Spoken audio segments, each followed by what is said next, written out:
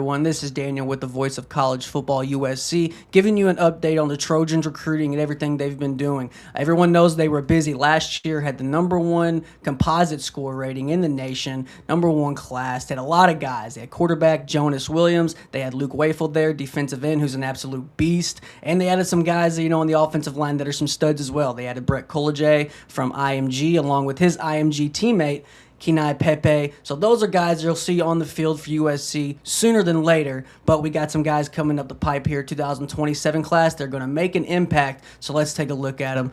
We go ahead and look at the commits here. So we got Honor Falave Johnson there, who's an athlete. We'll take a look at his film. We got Mekhi Brown, who's an edge, absolute beast, borderline unblockable. I feel like every year we get these edge guys coming out of high school that are pretty much unblockable, and we're hoping it translates. I think it will with Mekhi Brown.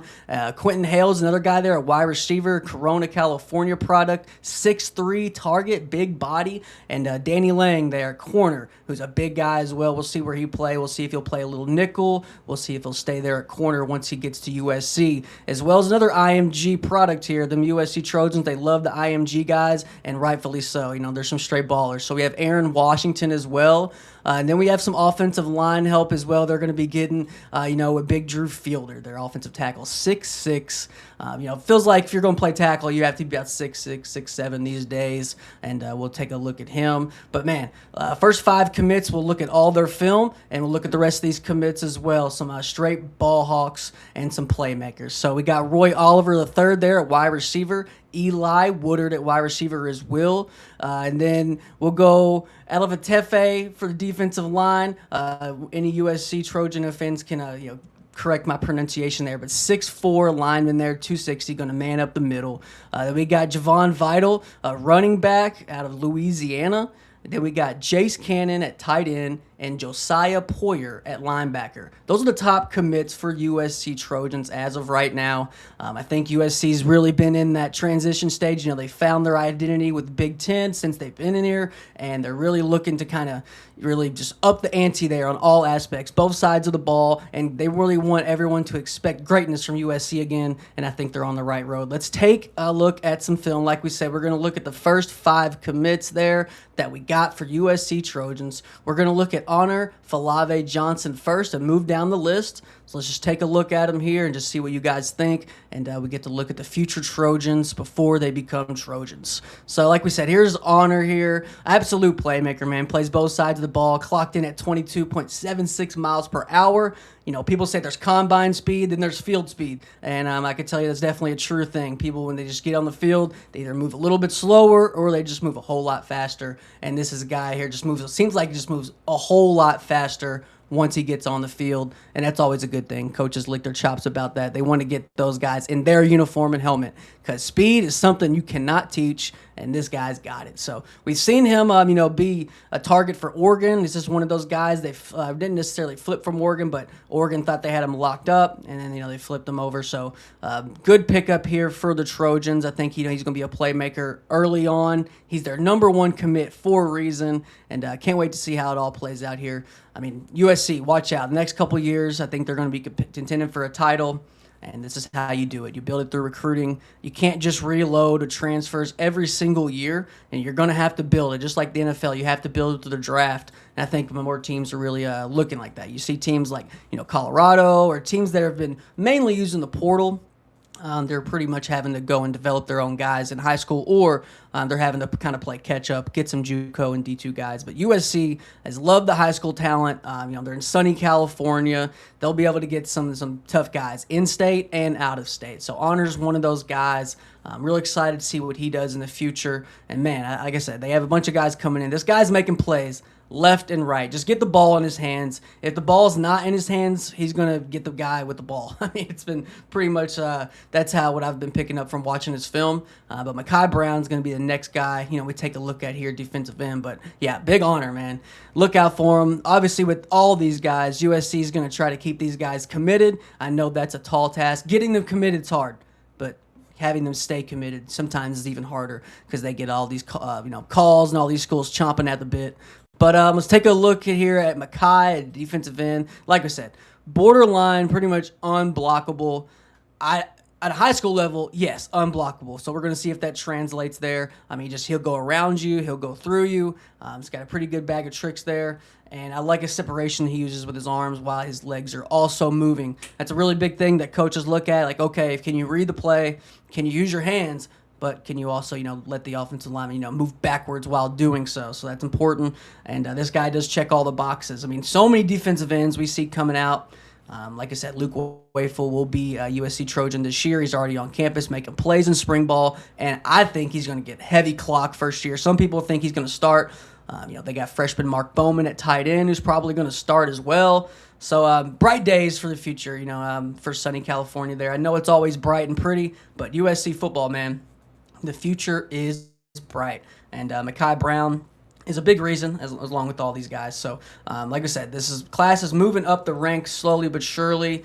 So 4 is the current ranking on 247. I think they'll probably finish the top 3. They're not done. If you think USC's done when the season hasn't even started yet, they'll definitely get some more guys. But Mekhi Brown is over here, coming from the weak side.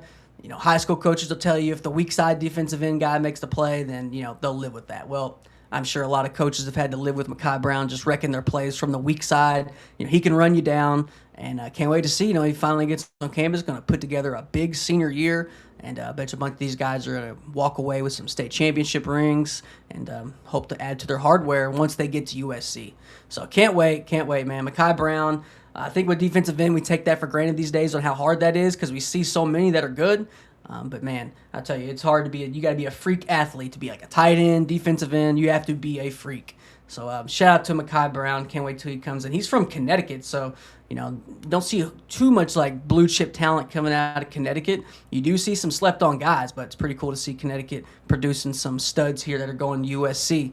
The next one we're going to take a look at here is Quentin Hale.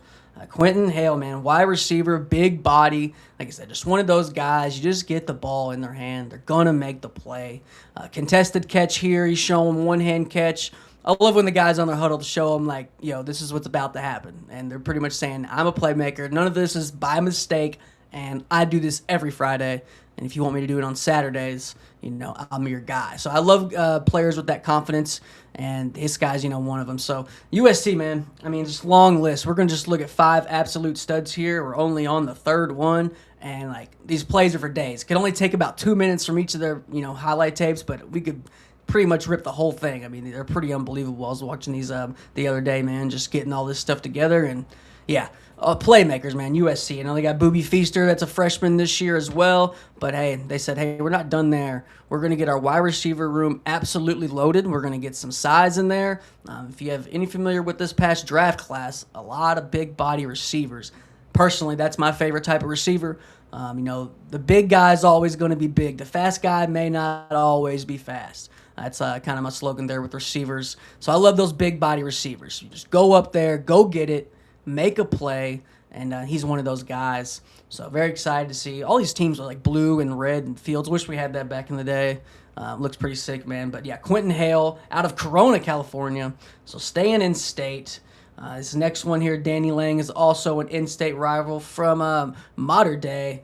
So it's going to be pretty cool, man. A lot of these guys have been playing against each other, all their whole life. Now they get to play with each other once they get to college and they get to USC, get to make money together, get to go chase championships is what it's all about. So let's look at the next one here for Mr. Danny Lang. This is a guy I'm really intrigued about because he's just, like I said, just a playmaker. I mean, he's probably going to play some nickel, probably definitely going to play some linebacker. He's getting, done on special teams here on kickoff, absolutely laying the wood. This is him playing against Bishop Gorman here. Bishop Gorman out of Vegas. If you're familiar with them, they have dogs year in and year out.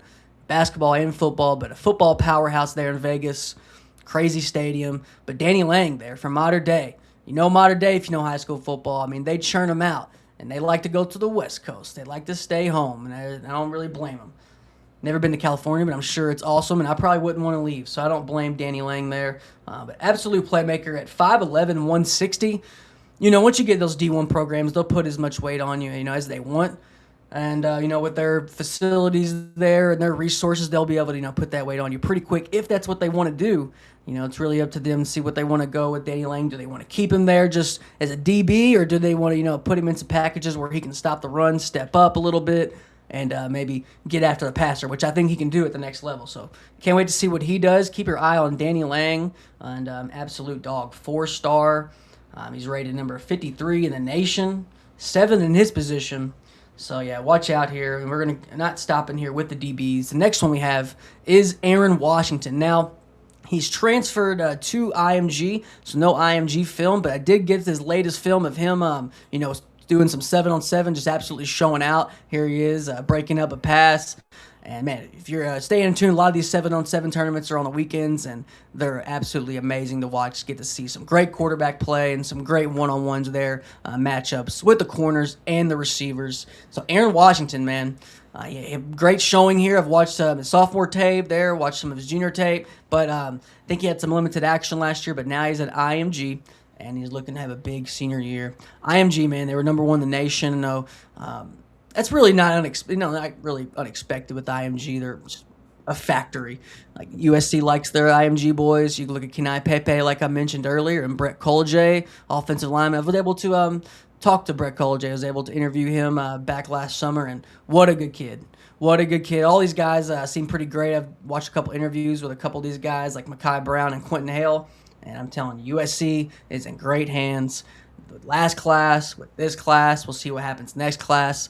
But, man, I just think the wins are pretty much going to be expected for USC, and I don't think it's too surprising because, like I said, they have great classes here coming in 2 years in a row. Number 3 and 247, number 4, according to Rivals. We'll see how it shakes up. We'll keep you updated with all the rest of their commits and some of their targets. As the season gets closer and closer. I know we're itching for some football. We're itching for some pads to get popping, and I can't wait. But USC, I think they have a tall task, and I think they're ready for it. If you don't have the Jimmies and Joes, it really doesn't matter what you draw up on the X's and O's. But I think they're checking both of those boxes there in Los Angeles. And we will keep you updated on the Voice of College Football with everything they do moving forward. So stay tuned, and y'all have a good one.